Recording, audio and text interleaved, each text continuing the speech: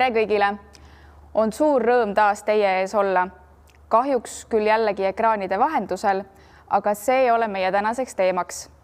Täna oleme me koos Janne, Kareli ja Marekiga siin Põllumajandusmuuseumis Ülenurmel. Käes on sügis ja saagid on salves.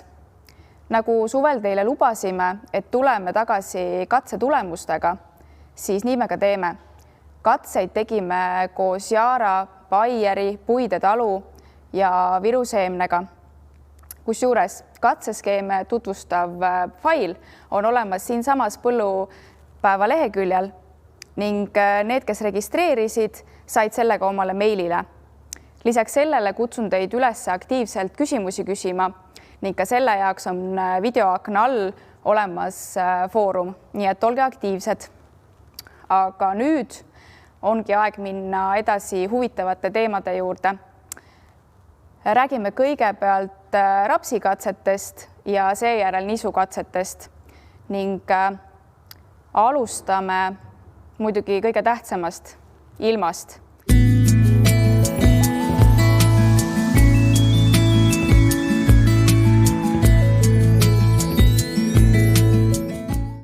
Janne, räägime siis esimese asjana Puide talu ilma lahti.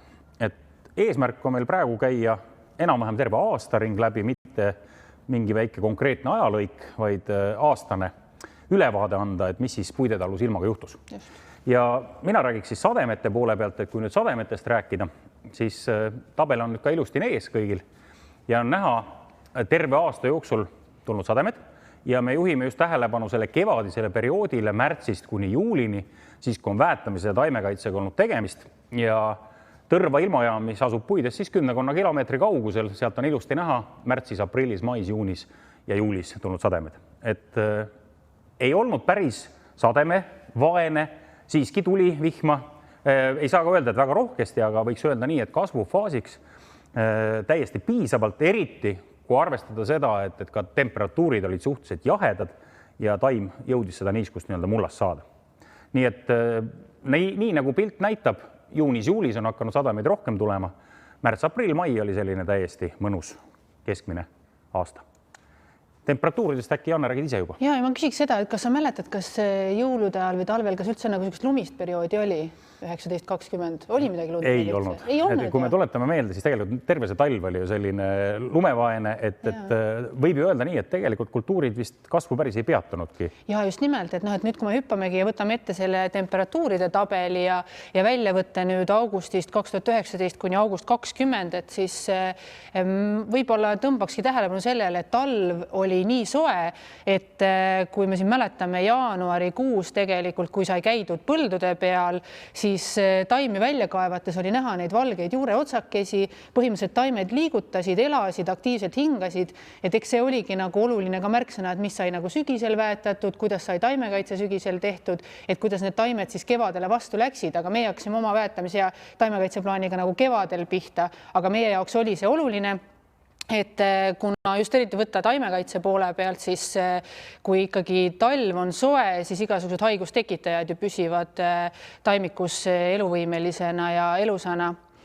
Ja kui nüüd edasi vaadata, et talv oli selline tüüpiline kestev sügis isegi, et siis kevadel oleks oodanud, et tuleb selline soe ja läheb taimede kasv käiku, aga tegelikult oli nii, et temperatuurid püsisid kogu aeg madalad ja taimede selline kasv oli hästi vinduv, kevad oli jahe ja vinduv, et kui me vaatamegi tabelist, siis tegelikult märtsi selline keskmine ööpäeva temperatuur ainult 2 kraadi, aprillis 5 kraadi, mais seal circa 10 kraadi, et tegelikult oli hästi raske valida, millal alustada väetamist, kuidas pritsimisi alustada, kõiki neid asju, et keeruline kevad ja millele järgnes siis tegelikult selline juunikuu hästi järsk ekstreemsete temperatuuride tõus ja jaanipäev oli, mäletad, jaanipäev oli selline soe, ebatüüpiline kuumad temperatuurid, millele järgnesid ka siuksed 20+ kraadi ilmad, nii et taimed läbisid sellist hästi keerulist aega hästi madalast temperatuurist hästi kõrge temperatuurini. Aga siit ongi hea edasi liikuda, ehk aasta ilm sai enam-vähem üle vaadatud, mis aasta jooksul juhtus ja läheme siit juba konkreetselt edasi katsete juurde.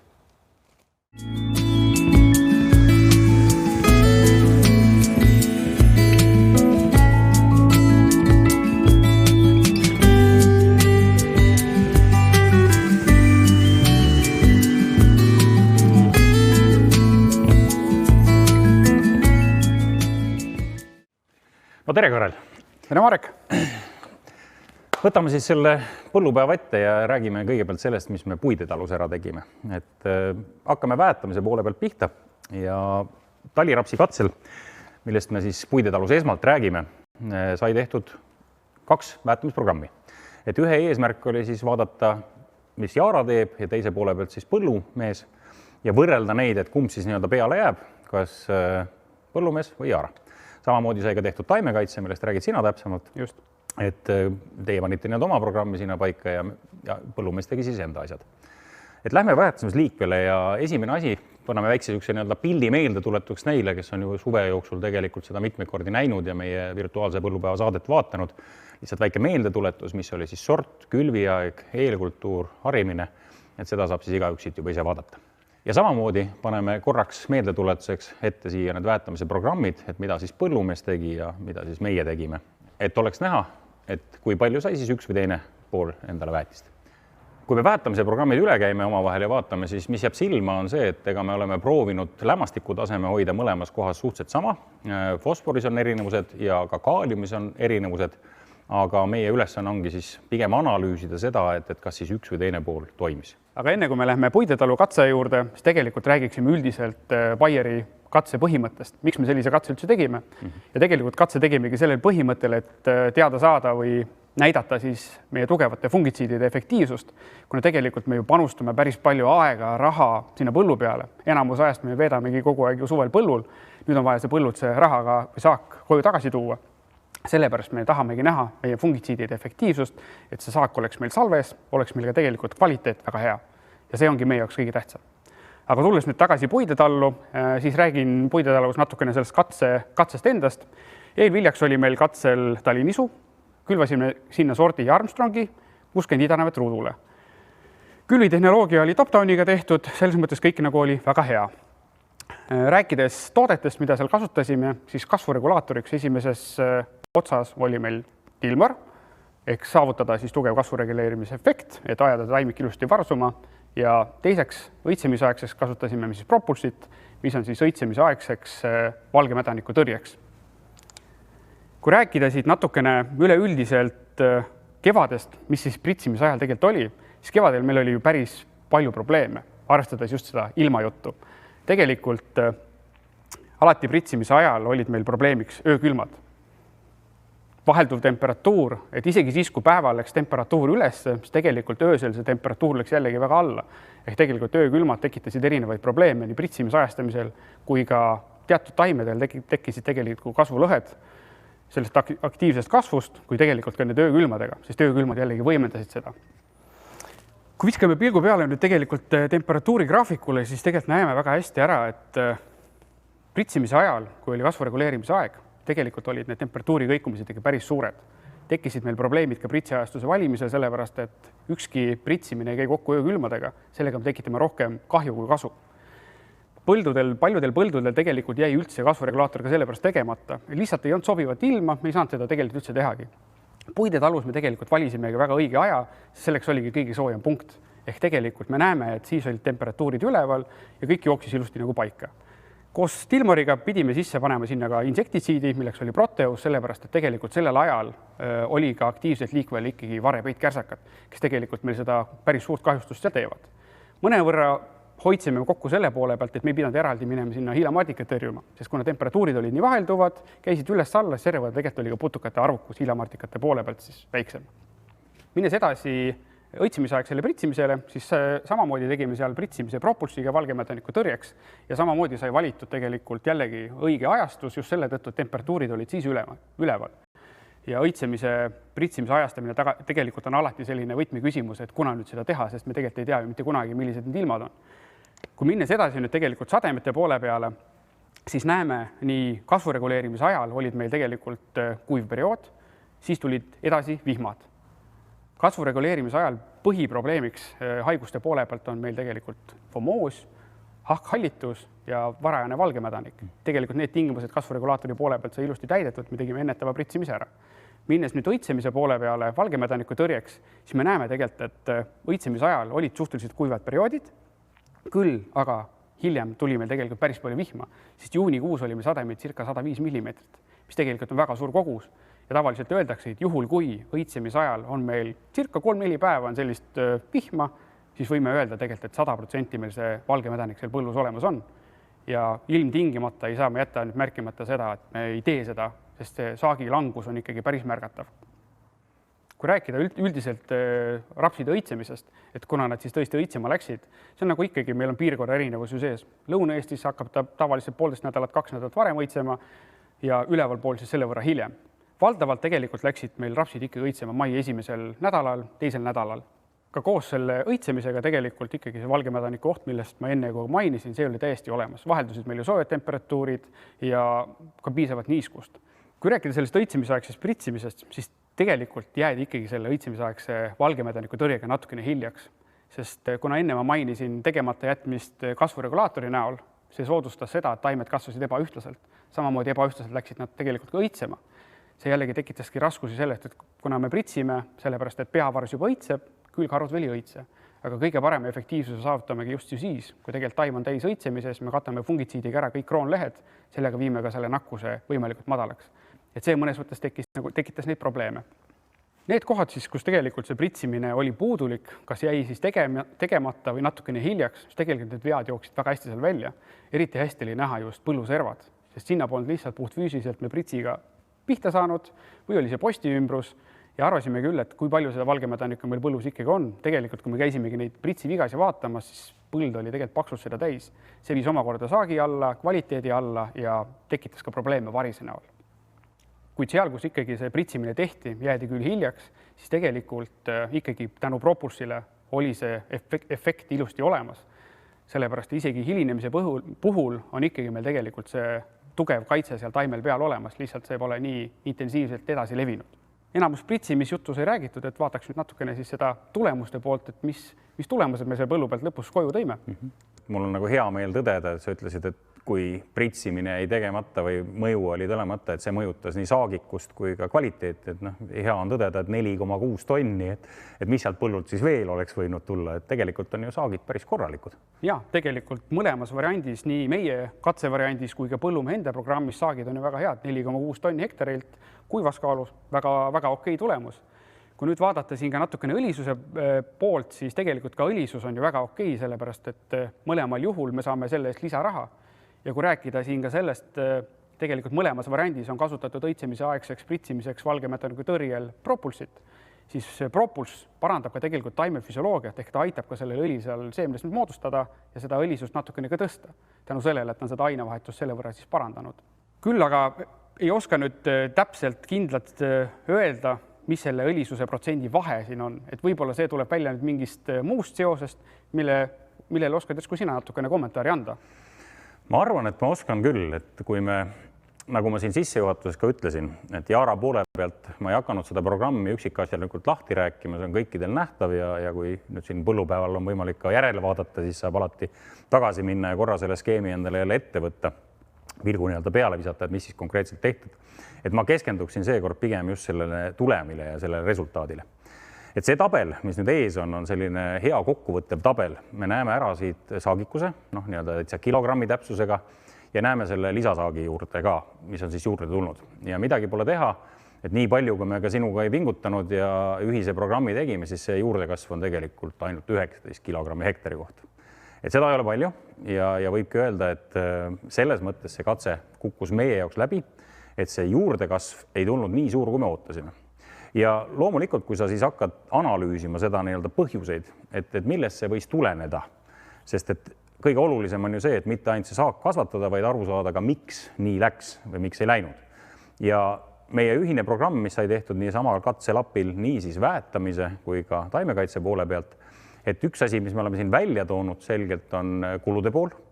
Ja et see väikene saagi juurdekasv, mis meil tuli, see tegelikult ei õigustanud ära seda lisakulu väetamisele just esmajoones, sest me näeme, et väetamise pool on olnud 50 eurot hektari kohta kallim.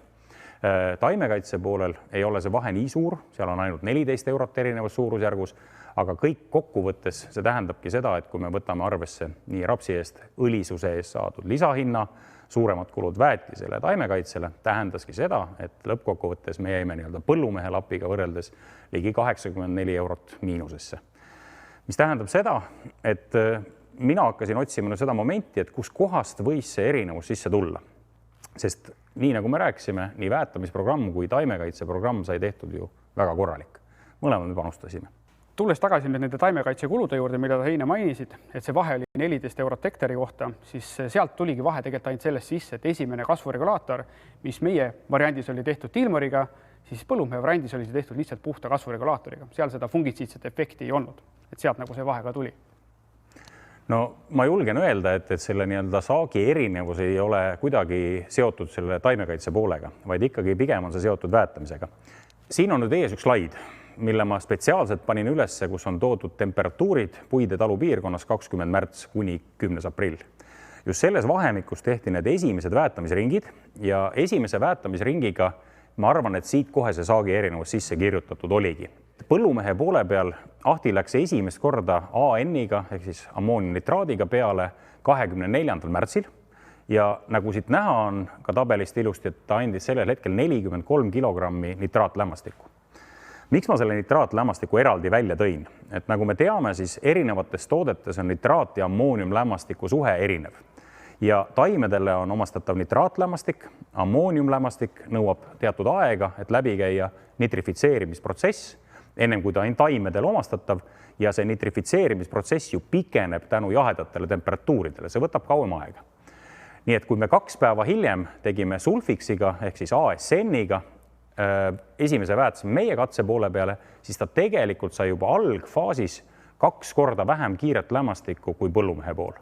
Seda võib kirjeldada põhimõtteliselt sellise olukorraga, et sa kutsud inimesed nii-öelda peolauda ja ütled, et nii, toit on teil ees, aga sina nüüd oota, sina siin saad natukene kastet ja teisele paned prae ette. Ehk siis üks mees saab nii-öelda juba kohe hakata toitu tarbima ja teine peab ootama. Ja meie katsega juhtus tegelikult sama asi. Ja kui me võtame, et me oleme veel juurde andnud 14 kilogrammi nitraatlämmastikku, siis 7 päeva hiljem, mis tuli ka Yara Mila NPK kaudu, siis kokkuvõttes ikkagi see nitraatlämmastiku ja kiire lämmastiku osa jäi meie katse poolel palju väiksemaks ja teiseks ta sai antud viibega, mis tähendab seda, et siin oli ikkagi vahe sees 8-9 päeva. Et siit ma arvan, et sisse oligi kirjutatud see saagi erinevus juba algstardist, mis kehtis siis ka kuni saagi moodustamise lõpuni välja. Miks sellist programmi üldse kasutasime? Eks elu on selline pragmaatiline, et Ahti kasutas ju neid tooted, mis tal tegelikult laos olemas olid. Rapsi väetamisprogrammis Yara poole pealt me tegelikult esimese tootena ASN-i ei soovita, vaid pigem on ta seal hiljem oma väetamiskorras ja meie soovitame ikkagi minna kas Yara sulfani või siis äärmisel juhul Yara Mila NPK tootega, paremal juhul 1-2 päevase vahega ja kohe andes selle nitraatlämmastiku. Ja ma arvan, et see tuleb ka väga ilusti esile hiljem, kui me jõuame viruseemne katseni ja sealt see saagi erinevused, kus on kasutatud õigeid tooteid õigel ajal, on kohe teisipidine resultaat. Väga hea selline võrdlusefekt kohe, millega nagu võrrelda. Samamoodi piirkonna erinevused, kui tegelikult just see ajastamise küsimus, kuna teatud asju teha. Nii et mis arvad, kuna me Puide talu oleme suurelt pealt läbi käinud ja ma arvan, et siin on ka piisavalt selgitusi põllumehele, kust võis tekkida see saagivahe ja loomulikult, kui taim on lopsakam ja suurem, siis sealt võis tekkida ka see õlisuse vahe, siis siin on see selgitus olemas, miks sellel aastal ja selles kohas just see katse sellisena välja tuli. Just täpselt.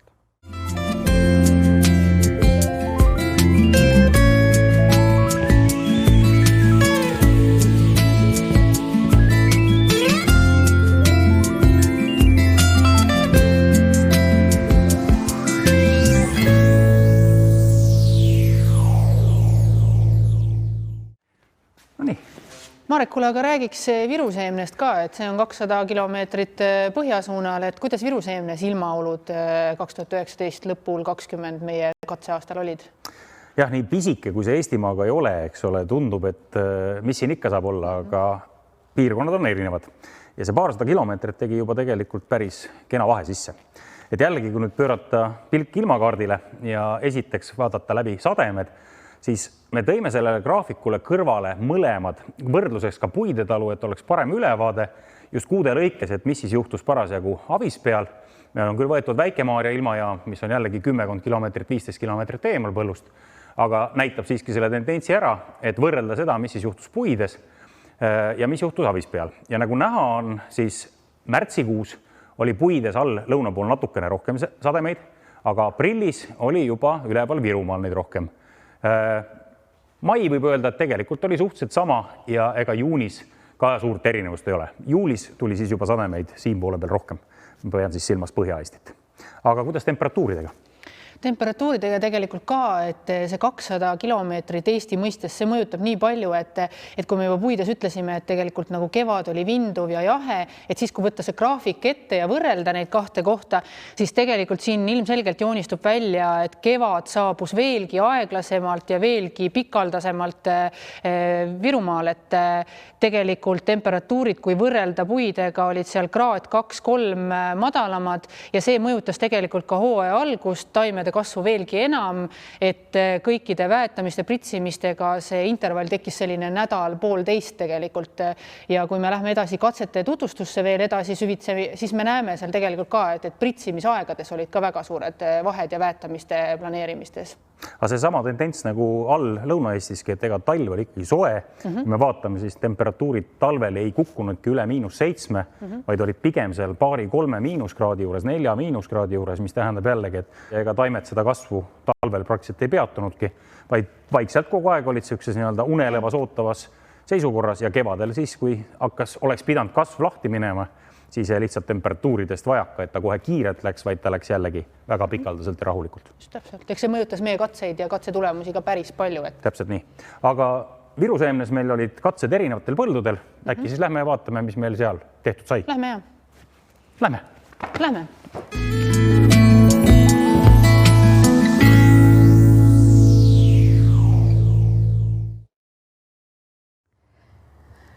Baieril oli ka viruseemnes talirapsi katse. Karel, palun räägi sellest lähemalt. Jah, Lääne-Virumaal oli meil tõesti talirapsi katse, kus tegelikult ei olnud see lihtsalt tavaline rapsikatse, vaid siin oli maha külvatud meil 11 erinevat sorti. Kõikidel sortidel tegelikult taimekaitseskeem oli täpselt samasugune. Kasutatud oli seal siis kasvuregulaator fungitsiidi Tilmor esimeseks pritsimiseks, nii teiseks pritsimiseks valgemädariku tõrjeks õitsemise ajal oli siis selleks tegelikult Propuls, kulunormiga 1 liiter. Minnes edasi temperatuuri slaidi juurde, siis tegelikult me näeme seda, et ka kasvuregulaator oli meil valitud suhteliselt õigel ajal. Meil ei olnud võimalik seda kuhugile poole pritsimist enam nihutada, ka sellepärast, et sellel hetkel olid ka temperatuurid kõige kõrgemad. Samamoodi jätkusid meil seal ka öökülmad ja ei olnud eriti seda sooja ilma. Kui vaatame Propulsi pritsimise aega, siis tegelikult Propulс sai ajastatud ka väga õigel ajal ja ka sademete poole pealt, sellepärast, et pritsimise ajal olid meil mõne võrra veel sellised kuivemad ilmad, kuid tegelikult hiljem on näha, et need sademed tulid ikkagi, ega nad tulemata jää ja sellepärast on ka see valgemädariku nakkusoht päris suur ja seal põllus kindlasti olemas. Kui me käisime seda sordivõrdluskatset seal lihtsalt vaatamas, siis tegelikult oli jällegi joonistusid välja need pritsivead, kus tegelikult väga hästi oli näha, kui palju seda valgemädanikku seal põllus ikkagi sees oli. Kuid see selleks, siitpoolt annan ma sõna siis hoopis meie heale kolleegile Aivale Lätti, kes ongi siis Dekalbi seemnete tootejuht ning räägib täpsemalt katsetest lähemalt, kuidas tehti ja mida tehti ja millised on selle tulemused.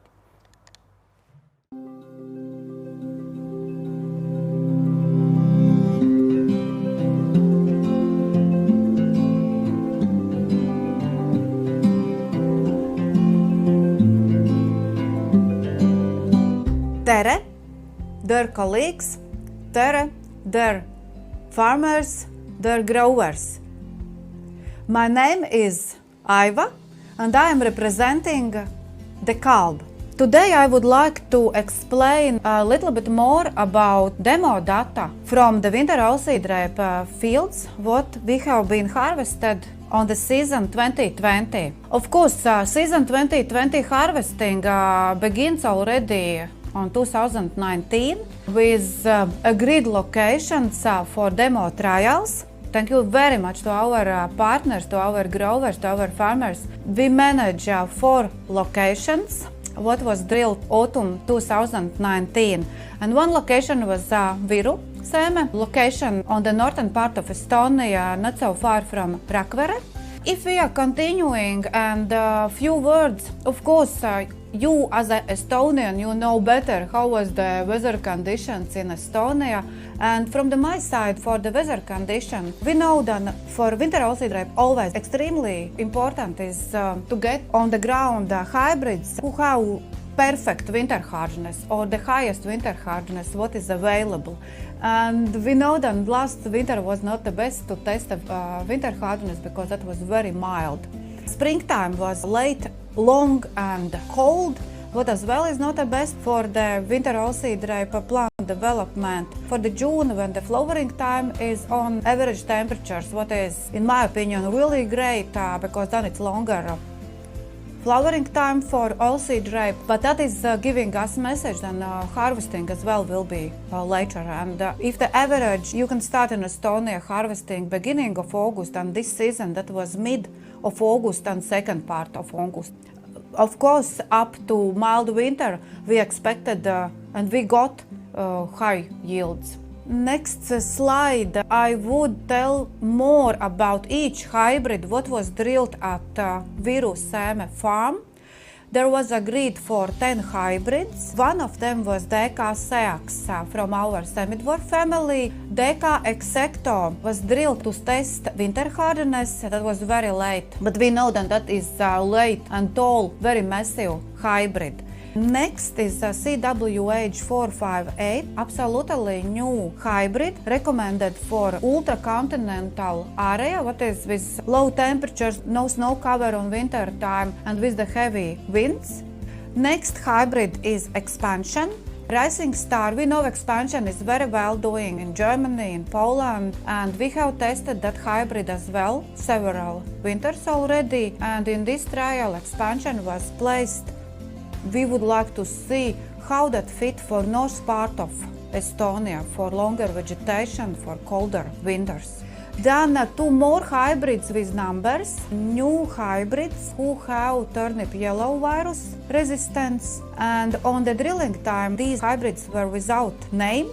On the winter time, 2019 to 2020, they got names, you can see here on the slide. And as well, the first issue was, of course, to check for winter hardness. At the same time, we know up to technical description that these are mid-late hybrids. But that is the reason for the testing, to know the data from real production field, how the hybrids perform, these fit for shorter vegetation period. Then one more hybrid, DK Expert. For this hybrid, we know that is early hybrid. Up to technical description, we know that one. But we have had very high interest to test that one as well. First for winter hardness, and then next, of course, for the yield level and quality as well. One more hybrid, Extremus. Practically first season, this hybrid was drilled in the Baltics. That hybrid was very well visible on the field because very fast and massive the plant development on the autumn time. That is what we need very much, especially if we have later drilling time and not favorable weather conditions at seed germination time. This means second part of August, September for Extremus. And one more hybrid Exporter was tested before, like these hybrids under the number, got registration name very beginning of 2019. And on this demo list, we can say that Exporter is already like a standard hybrid, which in our opinion fit very well for climatic conditions what we have in Estonia for shorter vegetation period. That is, I should say, quite early for harvesting after the shorter vegetation period. The last one hybrid on the list was with the number, which is hybrid who have clear field plus clubroot resistant traits. And when we are going to next slide, then here we can see already a situation how that was with the yield levels. But of course, behind every column there is story and need more explanation. That means demo field harvesting was done on 20th of August. Grain moisture at that time was 13.7%. In my opinion, a little bit too high and maybe a little bit too early harvesting. And here you can see what was the moisture level for each of hybrids at harvesting time. What that is telling to us? That is telling to us that these hybrids who have less or lower moisture content, these are early. And these hybrids for what we should focus for Estonia market, as we know that there will always be shorter vegetation period if I compare with southern part of Latvia and Lithuania. That means focus on early hybrids, how these are doing. Different color on the columns telling us that these in red color, these hybrids are more important for Estonia market, more important hybrids to focus on.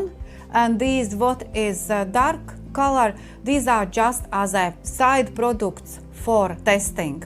One more point here to compare these columns is mentioned. You see here is these letters nearby hybrid semi-dwarf, then it's LH means late hybrid, ML will be mid-late hybrid, and this is mid-early hybrid. Practically from whole list, if you are asking me which one is most earliest to be ready for harvesting, then I should say about semi-dwarfs.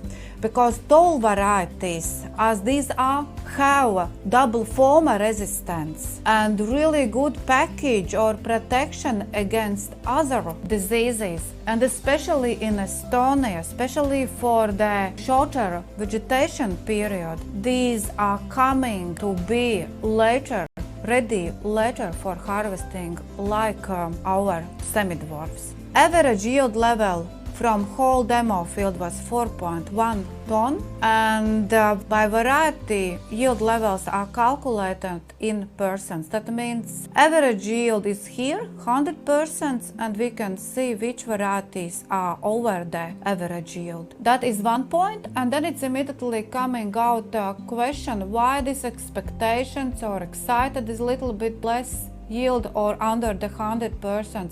I should say and would say that these are not very early varieties. That is one point, and the other point is that what I mentioned before, these are very healthy varieties which are always requesting longer vegetation period. And if you are harvesting too early, if the weather condition is not favorable to keep plants more longer on the field, then of course we are losing some yield level, and quite often that is not only 100 or 200 kilograms, but that is coming to be 400 and 500 kilograms as well. But this is maybe not exactly Sedona case, but here is side of the field was not the best one for the variety. I'm not afraid to keep and show Sedona yield level here. As we see on the harvesting map, then Sedona was placed on the side of the field, and that is usually the situation with the yields from the side of the field. Here are combination of the plant maturity with the different data, and you see here is the end of April. All hybrids are tested for how they look after the overwintering, and you see that is untypically green plants with absolutely normal root systems, just need nitrogen and temperatures to restart growing to get later high yields. As I mentioned at the very beginning, the mild winter was the reason for these green leaves, what is a really untypical situation for, especially for winter oilseed rapes. And the other photos are 7th of August, that means 5 days before harvesting, and every one of you can see there is still quite many green pods. Stems of plants as well are quite green. Yes, we can say from the one side healthy plants, but at the same time it's absolutely clear that here most probably we could need not only 1 week but 2 or 3 weeks to see these plants totally matured and get every seed through our harvester. If we are harvesting too early, I mentioned already before, we are not only losing amount of the yield, but of course we have options to get lower oil content as well. And that is the next slide with the oil content level at the harvesting time. And what I would like to mention, if we see exact numbers, then we see here for the exact oil, it's practically lowest amount of the oil. And here as well, if we see some hybrids, what is for example excited is as well on this mid-late group, but that was most probably there was this being more ready for harvesting. And these early hybrids as well giving us absolutely normal level of the oil content. And of course this difference is 1-2% if we are going through all these columns. It's all from my side for the season 2020 with some reminders from the history, because as I told before, we need to know history to go ahead to build up our future. Thank you a lot.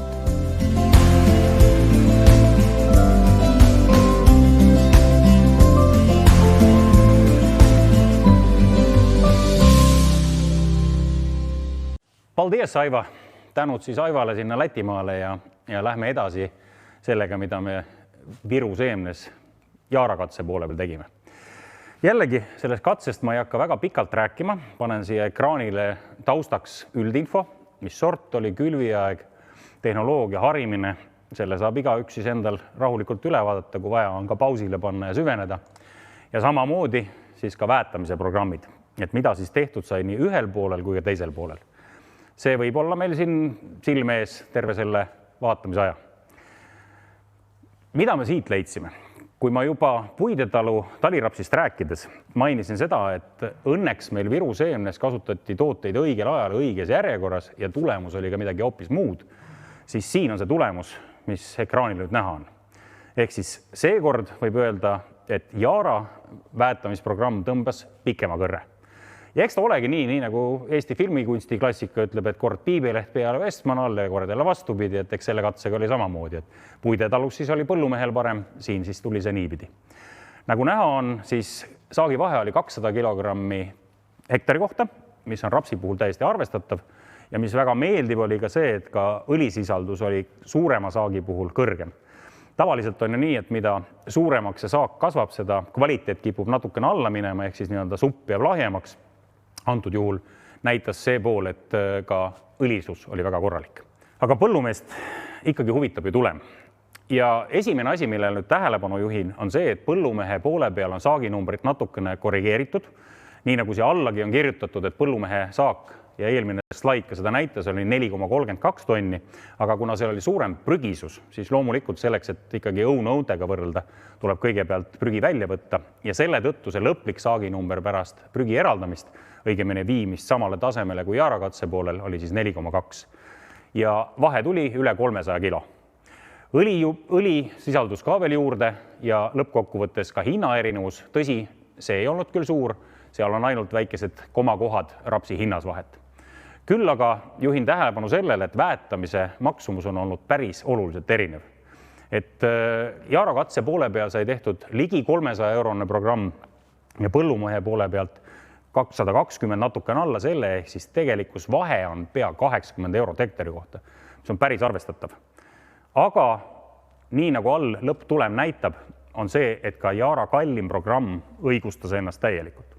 Siin põllul sai nüüd võrreldud puhtalt ainult väetamisprogramm versus väetamisprogrammi, kuna taimekaitse sai tehtud nii, nagu põllumees seda oma põllul teeb, täpselt ühtemoodi ja tööd sai tehtud ka samadel päevadel või väikese päevase erinevusega, aga siiski samas augus. Nii et need andmed on täiesti võrreldavad ja tulem seekord tuli selline. Sellega olemegi jõudnud ka Viru talirapsi katse üle vaadata ja tulemused ära analüüsida. Lähme siit edasi juba nisude peale.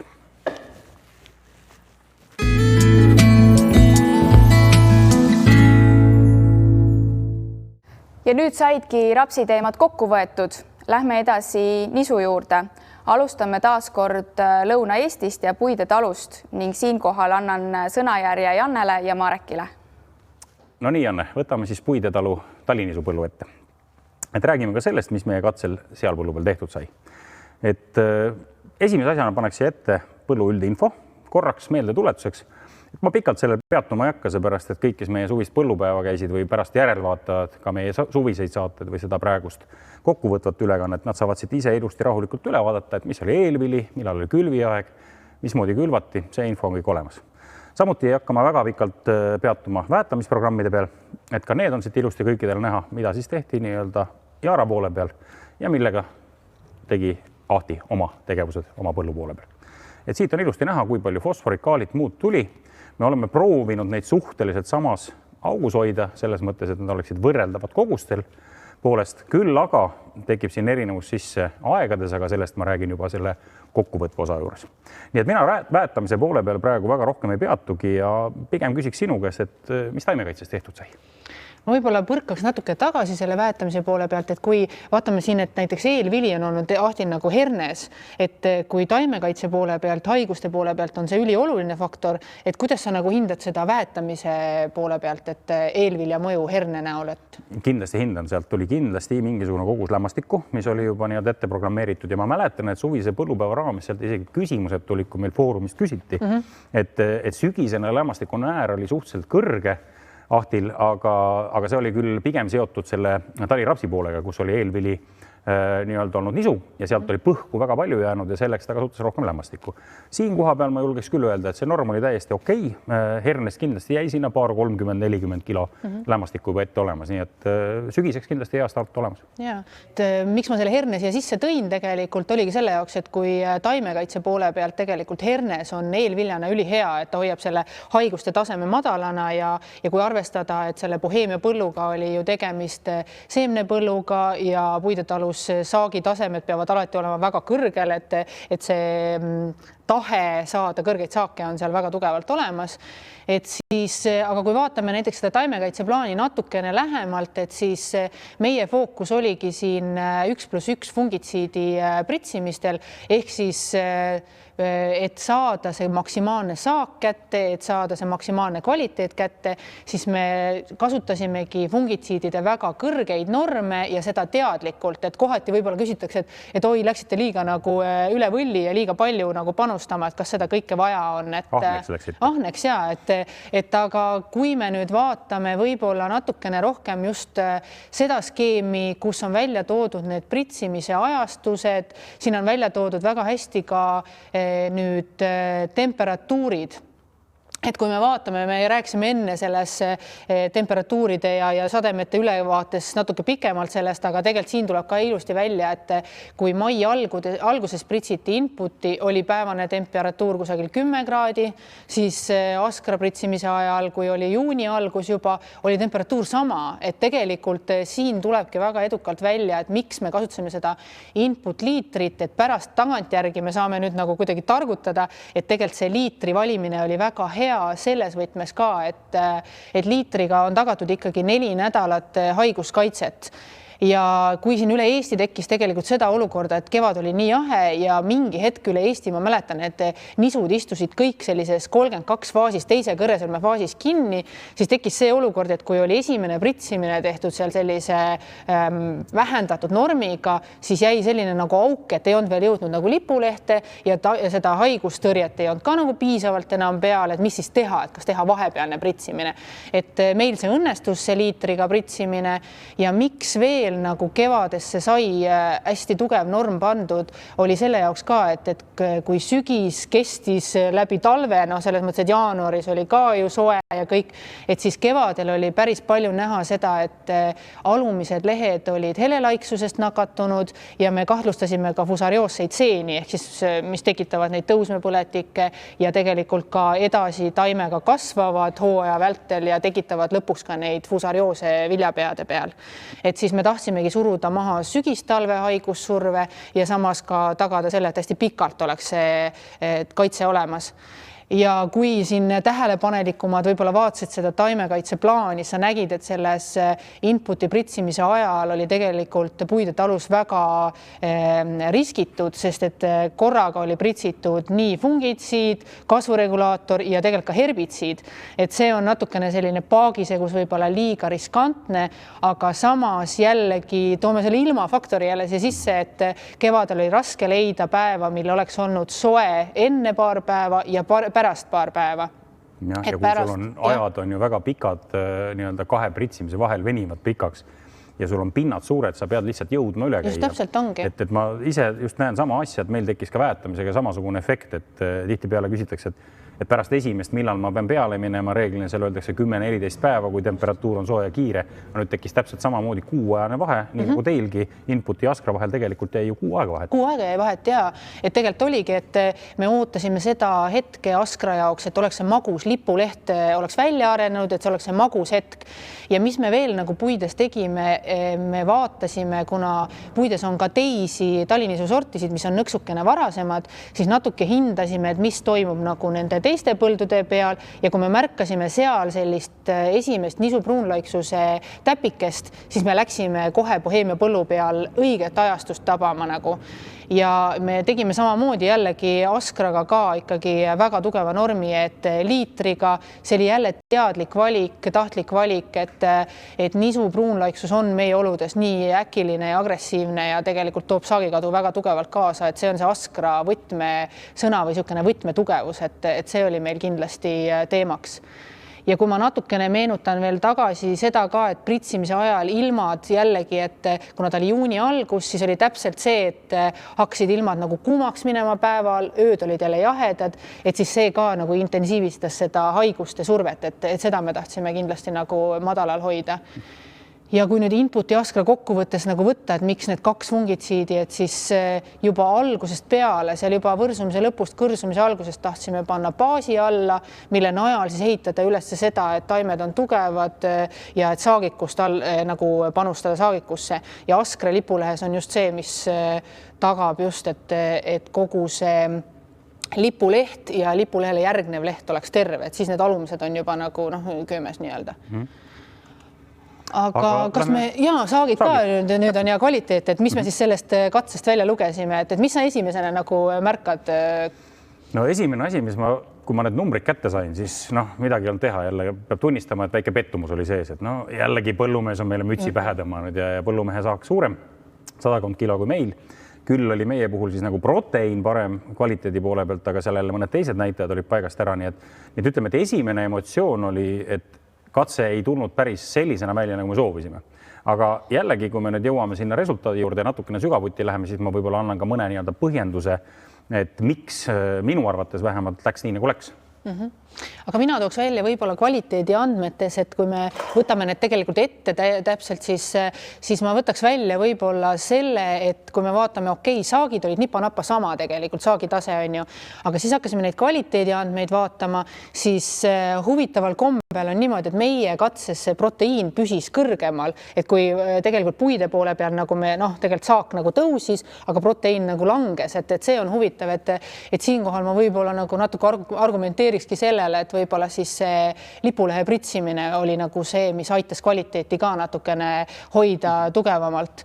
Aga kui nüüd panna nagu jällegi võrdlusesse kvaliteedis, mis nagu muutis meie seda kategooriat, oli ju mahukaal. Et mahukaal nagu lipsas täpselt sealt lati alt niimoodi, et see ei läinud enam sellesse kategooriasse. Et siis siin tekkis see kategooriate vahe nagu põllumehe ja meie saagi vahel. Ja me kukkusime 4-st 5. tänu sellele, et kui seal on vilja kokkuostjate poolt see mahukaal 750 ees, siis meil jäi nippa-nappa alla selle. Et iseenesest muidugi see on tavaline praktika on see, et kui saagid lähevad väga suureks, siis proteiin nii-öelda kipubki alla jääma. Et nii-öelda supp jääb lahjemaks, eks ole, et kergem on ju seda kõrget proteiini saada madalamate saagitasemete pealt. Aga muidugi siin oli see vahe liiga suur. Ütleme siis nii, et 100 kilo saagi erinevust ja üks pügal, mitte komakohtade üks pügal. Et seda oli palju, et see näitas siiski, et fungitsiidid olid oma töö ära teinud. Just. Ja kui vaadata täpsemalt seda kasumlikkuse tabelit ja see nagu ette võtta, et siis siin ma taimekaitsekulude poole pealt võib-olla tõmbaks tähelepanu sellele, et me ei teinud nagu teadlikult mingit võrdluskatset, aga samas, millest tekib siin see väike erinevus põllumehe programmis ja meie programmis oli see, et lipulehe pritsimise ajal oli tal valitud teine fungitsiid ja ka väiksema normiga, et see võib-olla natuke argumenteerib ka sellele, et miks see prott nagu meil võib-olla püsis paremini, et kõik muu taimekaitseprogramm oli täpselt ühtemoodi ja puidetalus tehti ka eraldi veel peakaitse, kuna seemne kasvataja ja kvaliteedinõuded on väga kõrgel. No me võtame nagu selle kasumlikkuse tabeli nüüd ette ja igaüks saab ise näha, et me jäime nii-öelda 100 kiloga saagiga alla, aga lisaks sellele oli juba see, mida me rääkisime just nimelt sellest kategooriate vahest. Tõsi, sellel aastal viljakategooriate hinna erinevused väga väiksed. See paar eurot, aga ta siiski mõjutab, eriti kui me räägime 2 eurot nii-öelda ja korrutame selle 9 tonniga, siis sealt tekib kohe juba 18 eurot nii-öelda erinevust juba ainuüksi selle kategooria pealt. Aga ma pean Ahti auks nii-öelda ütlema, et mõlemal kultuuril, nii talirapsil kui ka talinisul, tegelikult ta ei ole teinud oma poole väetamist, kui nüüd sellest rääkida, mingit sellist säästuprogrammi. Et Ahtil on endal ka korralik väetamine, kui me räägime siin väetamise erinevusest, et Yara programm, mis on tegelikult selline küllaltki rasvane programm, on ainult 30 eurot kallim kui Ahti oma, siis see näitab seda, et tegelikult Ahti on ka panustanud ikkagi kõrgesse saaki, ta on teinud oma tööd korralikult, et selle koha pealt tuleb müts maha võtta, et me ei võrdle nii-öelda niisugust öko ja säästu asja, vaid ikka 2 korralikku asja. Ja milles see resultaat võis siis niimoodi minna? Kui me nüüd vaatame seda slaidi, mis on seotud selle kevadise ilmaga, siis täpselt sama efekt, mida me korra juba talirapsi juures käsitlesime, et vaadata seda aega, et millal kevadel anti seda kiiret nitraatlämmastikku, mida taim suudab kiiresti omastada, ja siin need vahed olid ikkagi väga suured. Et ma pean silmas just seda, et see 1 päev erinevust anda, kas me andsime aksanit või AN-i, siin ei olnudki nii suurt vahet.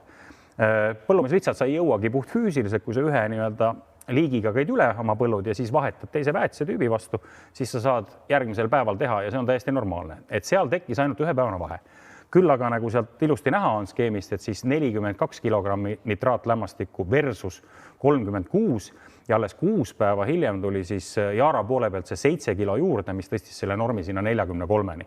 Et ka siin tekkis see väikene erinevus ja siit võib olla üks nendest põhjustest, et jällegi taim hakkas natukene kiiremini kasvama ja sai selle äkkstardi jällegi just seesama näljamoment, et ühele hoiti natukene maad tagasi ja siit võis see vahe vabalt sisse tulla, see 100 kilo. Ja kindlasti sellepärast, et kuna talv oli pehme, taimed olid ära juba nagu kurnatud kevade alguses, tegelikult nad nagu ahmisid kõike endasse ja oligi täpselt, sul tekib mõnepäevane seal kiire lämmastiku vahe ja see annab tegelikult tunda terve hooaja, et ma olen täiesti nõus sinuga. Nii et lõppkokkuvõttes me võime selle puidetalu katse kokku võtta sedasi, et ega kui me teeme katseid, siis me ju ei tuginegi alati 1 aasta tulemustel. Me proovimegi nagu pikemat aega siiski, sest et üks katse on üks katse ja sellepärast ka Yaral on mitmeid katseid Eestis, kus me teeme sama põllu peal näiteks 5 aastat järjest ja püsime.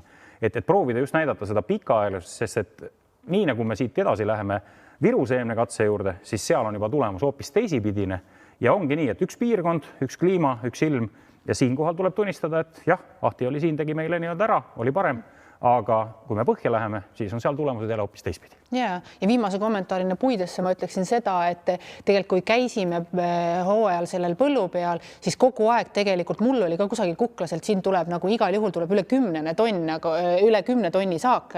Aga tegelikult, kui lõpuks vaatasime neid viljapeasid, alt olid ikkagi osad pähikud seal viljumata ja seemned tulemata, et eks see öökülm ja see vinduv kevad pani ka natukene ikkagi paugu ja samas oligi täpselt see mahukaal, mis meil jäi natukene nagu võib-olla vajaka, et oleks võinud olla, et see mõjutas päris palju, et ei saa ümber ega üle ega ümber ilmast. Ei saa, ikka räägime, kes on kui kaua ilma all. Aga lähme siis äkki vaatame, mis viruseemnes sai tehtud, sest seal olid meil ju katsed eraldi ja lähme vaatame, mis seal tegime. Ja. Ja siitkohalt ma võtakski siis sõna edasi viruseemne Baieri talinisu katsepõllu kohta ja seal oli meil sordiks Fredis ja kui nüüd seda katset täpsemalt vaadata, siis seal me ei soovinudki teha mingit võrdlust, vaid me soovisimegi näidata sellise sordi peal, mis on suhteliselt haigusõrn, aga samas ikkagi ka selline toidunisu klassi minev nisusort, et soovisime näidata, kuidas siis fungitsiidid suudavad toimetada ja lähtuda siis ilmaoludest ja meie haiguste levikust. Et kui võtta ette nüüd see taimekaitseplaan, mis sai tehtud, siis esimese asjana ütleks kindlasti see, et külviaeg oli sellel põllul ju väga hea, et septembri alguses ja eelvili oli taliraps ja tehti lihtsalt koorimine ja randaalimine, nii et põhimõtteliselt nagu minimeeritud harimise peal ehk siis selline sügistalvine haigussurve oli tõenäoliselt olemas. Aga jätkasime siin ka seda 1+1 skeemi ehk siis input 1 liiter, Askra 1 liiter. Aga kui vaadata ja ma juba enne rääkisin seda virus, seda ilmaolusid siis ja mainisin ka seda, et kevad algas ja taimede niisugune aktiivsem vegetatsioon algas virus ikkagi selline nädal-poolteist hiljem, siis kui me vaatame täpsemalt seda ilmaskeemi ja pritsimisi, mida oleme siia välja toonud, siis tegelikult esimene pritsimine, T1 pritsimine inputiga tehti Virus alles mai lõpus. Meenutuseks siis, et puides tegelikult oli see mai alguses, ehk siis siin ajastati pigem see pritsimine sellise teise kõrresõlme. Oli see natuke hilja, selline küsitav, aga samas jällegi, kui me mõtleme, et Virus oli ikkagi temperatuur nii madal kevadel, siis ei olnud haigussurve, just kevadine haigussurve jahukaste näol näiteks ei olnud niivõrd tugev, seega me saime natukene seda T1 pritsimist nihutada edasi ja teha seda nõksukene hiljem. Ja samas, mis oli sellel hetkel ka, et temperatuurid siis nagu tõusid natukene rohkem. Aga kui vaatame nagu askra pritsimist, siis see tehti 14. juunil ja puidega, ma meenutan, siis puides oli see tegelikult 2. juunil. Et Fredis oli selleks ajaks jõudnud sellisesse lipulehe ja varase loomise faasi, mis tähendab, et askra pritsimisega me tabasime väga edukalt nüüd seda 2-1 lahendust, ehk siis tegime ka peakaitset ja samuti ka siis tagasime lipulehe kaitse nisupruunlaiksuse tõrjeks. Sellised sordid nagu Fredis, millel on ohted on sama olulised fotosünteesivad pinnad nagu lipuleht, seega just sellistel ohtelistel nisudel olekski väga hea tabada see teine ehk siis T2, T3 koos pritsimine. Et Virus ei tehtudki sellist T3 peakaitse pritsimist enam rohkem, et kõik sai tehtud selle askra pritsimisega. Aga selleks, et nüüd natukene analüüsida ja arutleda saagiandmete ja kvaliteedi osas, et äkki Karel tuled appi, et vaatame natuke üheskoos. Vaatame koos selle saaginumbrid üle. Ja, võtsime ette selle saagi tabeli, et Fredis toidunisu sort ja kuidas sa kommenteeriks, et saagi tase tegelikult antud põllult tuli päris hea, et mis sa arvad? Ja tegelikult ütleks, et võib-olla see saagi tase oleks, see tegelikult varieerus meil seal. Et see keskmine jäigi sinna 6,5 juurde, pluss miinus natukene, tegelikult näiteks ilusti sinna 7. Küll aga võiks öelda, et see koristusaeg, me mäletame, nagu see oli, tegelikult kuni augusti keskpaigani tegelikult ilmad olid päris ilusad. Et oli kuiv, aga oli ka liiga soe. Kohati see panigi põntsu sellele kvaliteedile mõnes mõttes, et tegelikult on meil mahumass on väga hea. Kvaliteedi poole pealt me tegelikult oleksime läinud päris ülesse kategooriasse. Küll aga see kuum ilm selle koristusajal tekitas natukene sellist hädaküpsust, mille võrra tegelikult langes ka natuke meil see langemisarv, sest kvaliteedi poole pealt me kukkusime, nagu te enne juba Marikega rääkisite erinevast kategooriatest, siis siin samamoodi me kukkusime 1 põgala võrra puhtalt selle pärast allapoole, et langemisarv jäi meil alla 250. Muidu oleks meil tegelikult olnud ilusti teise kategooria nisu. Muidugi saak on tegelikult täitsa okei ja kvaliteedi poole pealt ka väga hea, proteiin on ju tegelikult väga okei. Või kuidas sina kommenteeriksid seda koristuse perioodi, et mis nagu üleüldiselt teistel põldudel olid, kuidas need teised kvaliteedi näitajad olid muidu? No ega oligi, et selles mõttes kõik vaatasid oma talinisu põldudele otsa, et siit nüüd tuleb nagu ja arvati tavaliselt ikkagi hinnati siuke pool tonni, tonn rohkem seda saaki ja oligi tegelikult huvitav oli see asi, et mahukaalud olid allpool, see on nagu selgitatav, aga mis nagu mingi hetk hakkas mul koristuse ajal sellist väga suurt küsimärki tekitama, et oligi, et ilmad olid soojad, kuivad, aga miks langemine ära läks, aga see tegelikult tekkiski nendel just varastel talinisu sortidel, et pärast jaanipäeva ja need päevased temperatuurid ikkagi olid niivõrd kõrged ja sealt tegelikult edasi ka ja koristusaegselt, nagu sa ütlesid, et tekkis niisugune nagu kiirvalmimine ja selline võib-olla tera kuivas juba põllu peal ka kätt ära, sest kui me meenutame tegelikult koristusniiskused olid ju olematud, et selles mõttes, et kuivatis ja et ei olnudki, et see tegelikult tõi nagu seda kulude poolt nagu kokkuhoiu poole tegelikult. Ja kui viia veel teema sinna poole peale, et kuidas olid tegelikult üleüldised kvaliteedi andmed erinevatel viljadel üldsegi, nisudel, siis lääne piirkonnas tegelikult väga paljud teraviljad ei läinudki üldse ju esimesse kategooriasse. Väga vähesed läksid teise, küll aga sellist kolmandat ja allapoole oli küllaltki palju. Et siin võibki leida sellise seose siis kas nüüd selle kõrge temperatuuri näol või siis need kultuurid, mida me koristasime, sordid, mida me koristasime hiljem, tulid lihtsalt vihmad peale, siis tegelikult peale augusti keskpaika 20 peale, seal hakkas meile vihma sadama. Et jällegi selline omapärane aasta, et panusta sinna palju panustad, aga lõppkokkuvõttes räägime ikkagi jälle ilmast. ja ongi, et selles mõttes Virus me tegelikult saime tubli saagi kvaliteedi, klassi, et selles mõttes tõesti, nagu sa ütlesid, esimest katti nähti vist umbes mõned koormad ja edasi nagu unes ainult, et tegelikult, et me saavutasime väga hea toiduklassi vilja Fredise põllul, Fredis, mis on küll toidunisu, aga meie haigustõrjeprogramm ikkagi suutis nagu kastanid tulest välja tuua, et ma arvan, et me võime seda nagu päris julgelt selle katsega endale kinnitada ja ma arvan, et Viru seemnes jäädi ka rahule. Just. Aga kuna meil olid katsed Viru seemnes eraldi, siis lasemegi Marekil edasi rääkida ja vaatame, kas tema ka oma katsetega rahule jäi. Täpselt nii. Täpselt nii.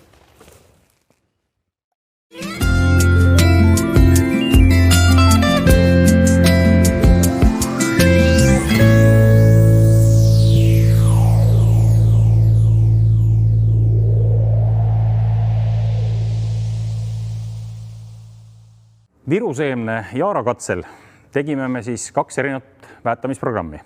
Jällegi üks nii, nagu põllumees seda on harjunud tegema või õigeks peab, ja teine oli siis see, mida meie Jaara poolt soovitasime.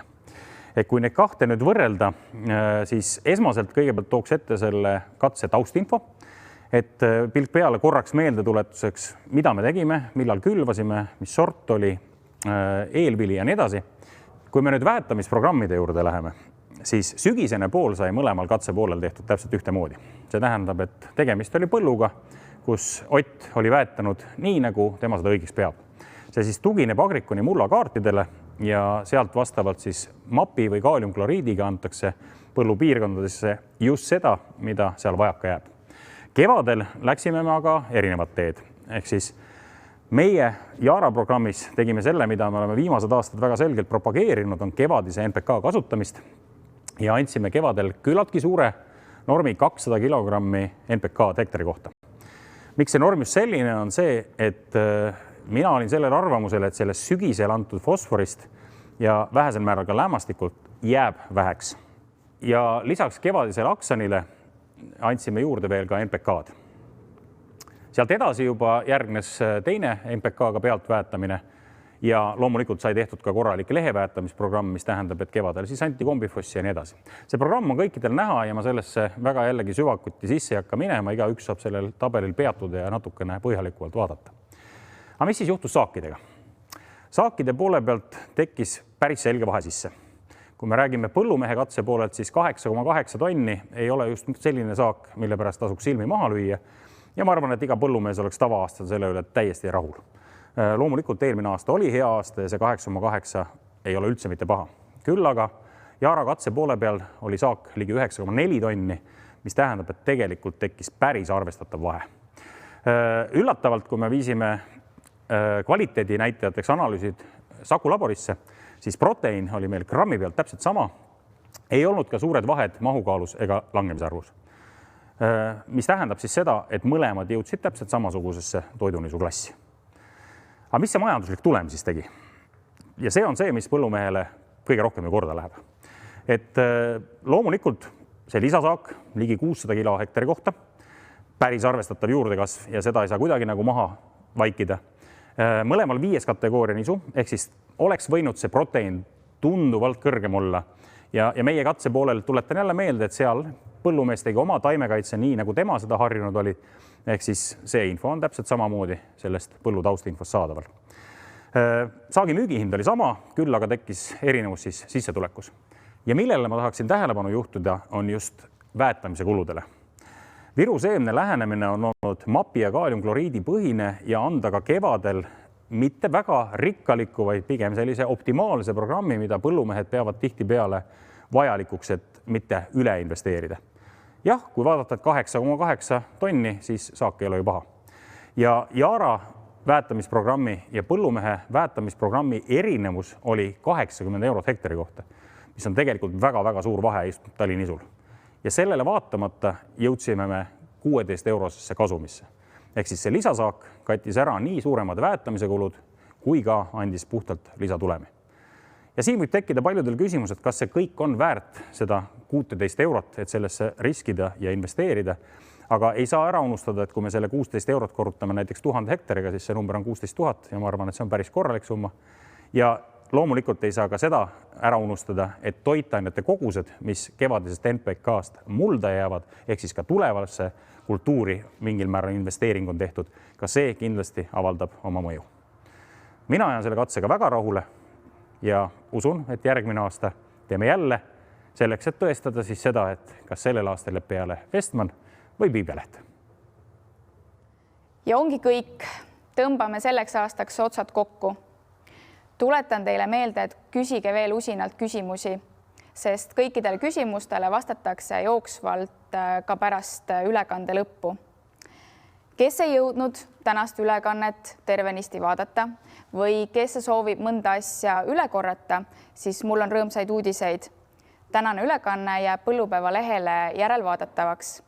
Lisaks sellele kutsun teid üles vaatama ka kõiki teisi materjali, mida kevadel ja suvel filmisime ning ka meie suvist virtuaalset põllupäeva saadet. Mina tänan aga kõigi meie nimel teid osalemast ja oma aega meile pühendamast. Samuti suur tänu Põllumajandusmuuseumile meid võõrustamast ning suured tänud meie tehnilisele tiimile, kes aitasid tänase pildi teieni tuua.